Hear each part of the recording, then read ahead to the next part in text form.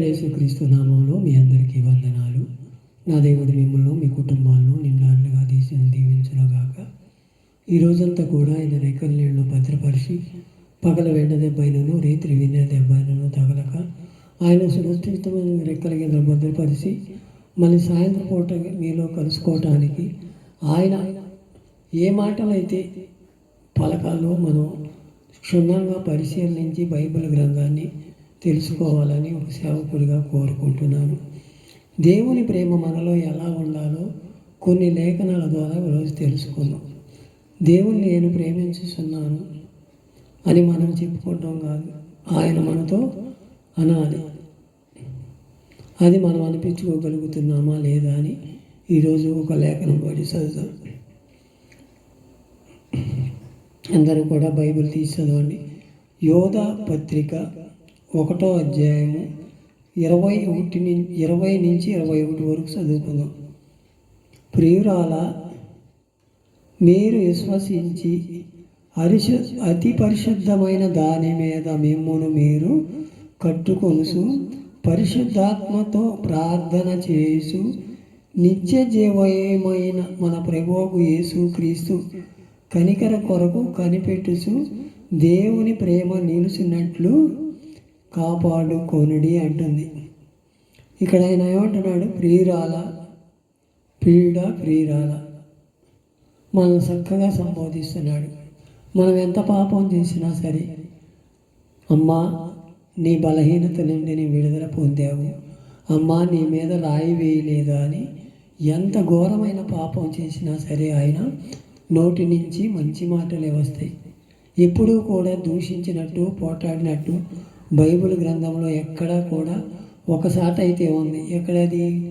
దేవుని మందిరాన్ని దొంగల గృహంగా చేశారని అక్కడ వాళ్ళ మీద కోపం వచ్చి అవన్నీ చెల్లాచెదిరి చేసిన తప్ప ఇంకెక్కడా కూడా పోటాడినట్టు కానీ ఆయన ఇంకో రకంగా కానీ ఏది కూడా ఆయన పాపం చేసినట్టు కనపడలా, ఎవరిని తిట్టినట్టు కనపడ. ఎంత వ్యభిచారం చేసిన పట్టబడిన స్త్రీనే గెలిచాడు. అమ్మా చక్కగా, అమ్మా నీ మీద ఎవరూ రాయలేదా అని. ఆయన ప్రేమ అలాంటిది. ఆ ప్రేమను మనం దూరం చేసుకుంటున్నామేమో. ఒక్కసారి ప్రార్థన చేయొచ్చు. నిత్య జీవోయ మార్గమే మన మాటలు మనలో ఉండాలి. నోరు తెరిస్తే మనం ఏం మాట్లాడుతున్నామో తెలియటలా, మనం ఎలా నడుస్తున్నామో తెలియటలా. తెల్లారి వాటికి మనం ఇక్కడేదో ఒక చెవితో ఒక చెవితో వదిలేసి వెళ్ళిపోతున్నాం. ఆయన నిత్య జీవోయ మాటలు నీలో ఉండాలి. అదే జీవపు ఓట. ఆ ఓటను నువ్వు ఎప్పుడూ కూడా, ఓట అంటే నీరంటే బైబిల్ వాక్యం. ఆ వాక్యాన్ని ఎప్పుడూ నెవర వేసుకొని ఆయనతో కనిపెట్టుకొని ప్రార్థన చేసుకోగలిగితే ఆయన నిత్య జీవం అయిన ఓట ఇస్తానని వారు. పరిశుద్ధాత్మతో మిమ్మల్ని మీరు కట్టుకోండి అంటున్నాడు.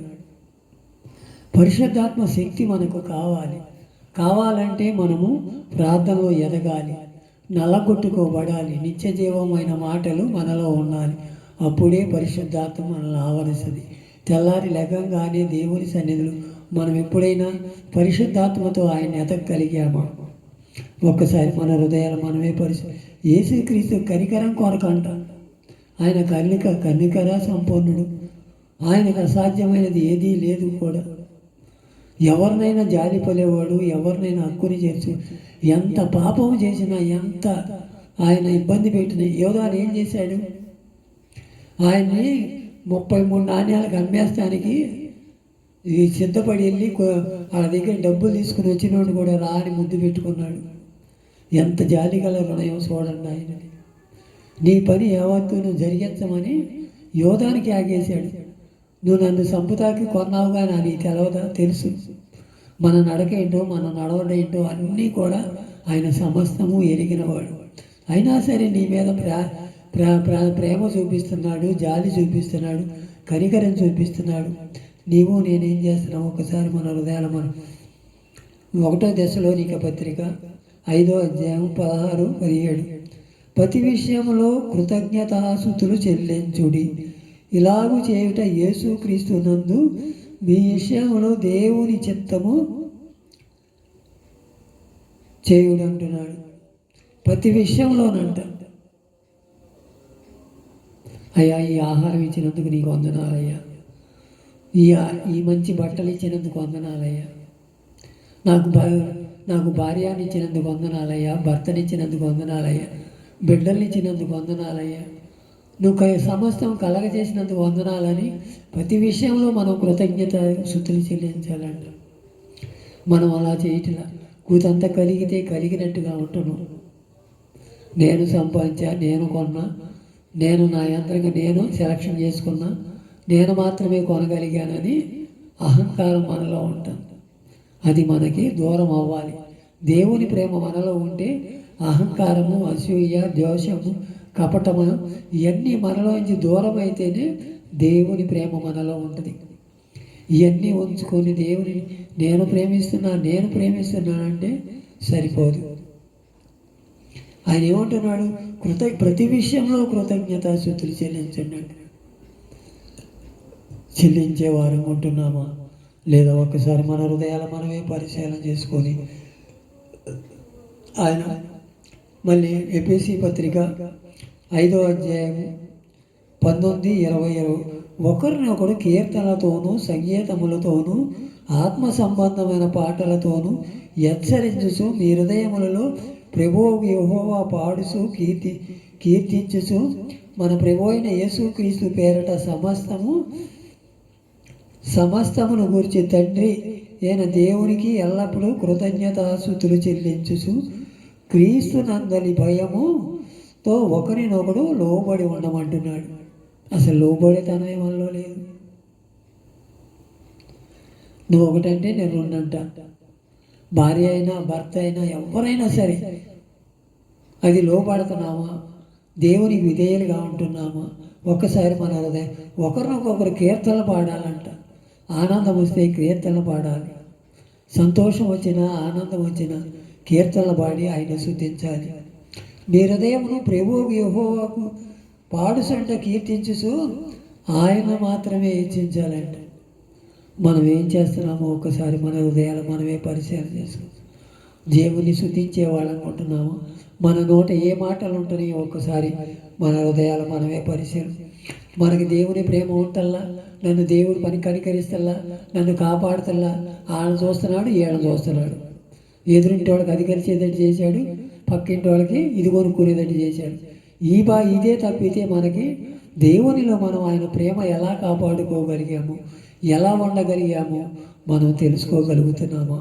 ఒక్కసారి మన హృదయాలు మనమే పరిశీలన చేసుకొని దేవుని ఎదుట ఆయన ప్రేమ మనలో ఉండేటట్టు ప్రార్థన చేసుకుందాం. అయ్యా, ఇప్పటి వరకు నువ్వు మాట్లాడిన మాటలు బట్టి వందనాలయ్యా.